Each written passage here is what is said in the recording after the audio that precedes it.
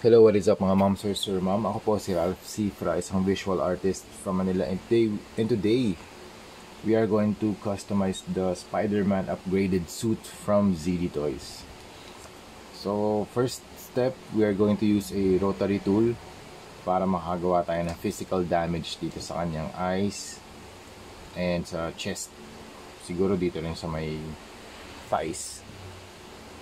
Okay, turn on na natin. Siguro mga number 5 tayo. Yan. Gawa tayo ng damage dito sa kanyang chest.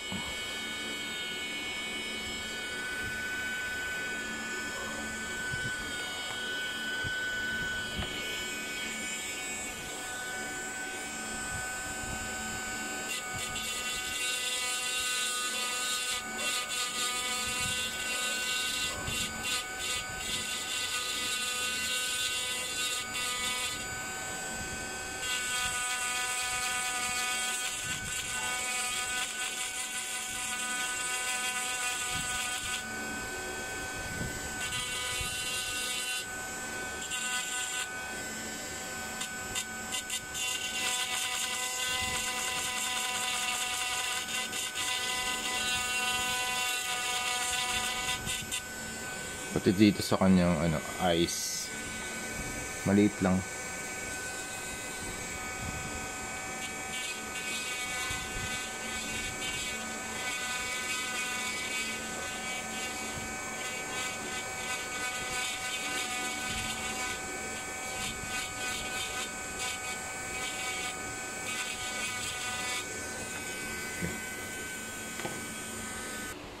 Yan, gumawa na rin ako ng battle damage effect dito sa base. Now, next na step, we are going to apply this number 191 flat clear from Bosny. Well, top coat talaga siya pero gagamitin natin siya as primer. So maglalagay siya ng adhesive coat dun sa base figure natin para lahat ng paints na i-apply natin kakapit dun sa surface. Okay, next step, we are going to use a black wash using PH 179 Black from Armored Komodo. Usually dito yan sa mga red na parts tayo mag-apply ng black wash. Mas mataas yung contrast kaysa dun sa black na parts. Kasi kung black on black, syempre hindi na yan makikita. Less contrast. So dun tayo sa red na part mag-concentrate. Yan. Mas nagkaroon siya ng para mga 10% opacity. Pati eyes, lagyan natin. Para mukha talaga siyang weathered.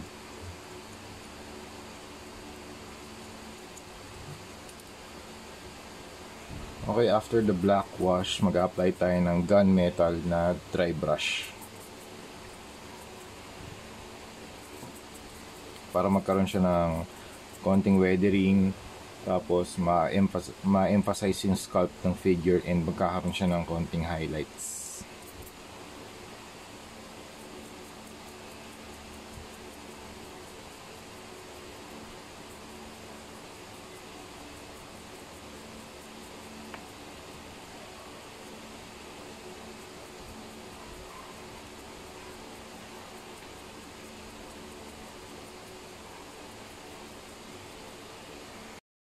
Okay, after ng dry brush, detailing na tayo.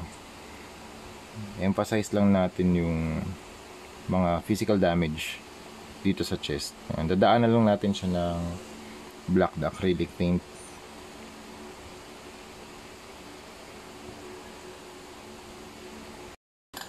Okay, after ng detailing, pwede tayo mag-add ng konting color lang kasi medyo desaturated na siya. Yan, ito. Hero Paints from Cobalt Blue from Hero Paints. Ayan, dry brush lang natin sa mga black areas. Ayan, ito parang highlight color lang. Ayan.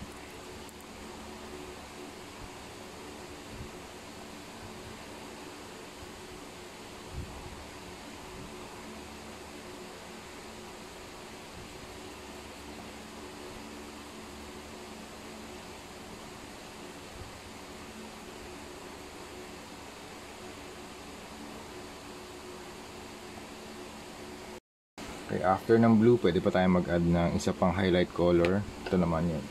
PH 149 turquoise naman yung gagamitin natin. Same method lang, dry brushing lang din. Ayan. Same lang application style or application method pala.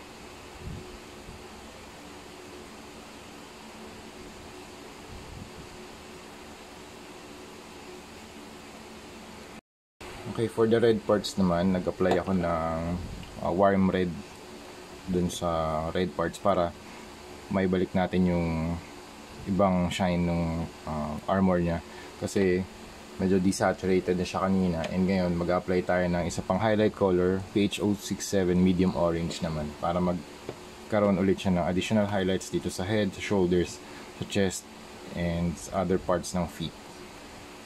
Okay, dry brush lang din.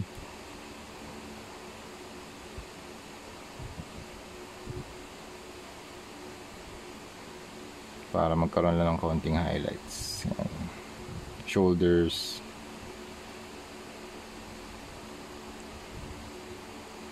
chest area.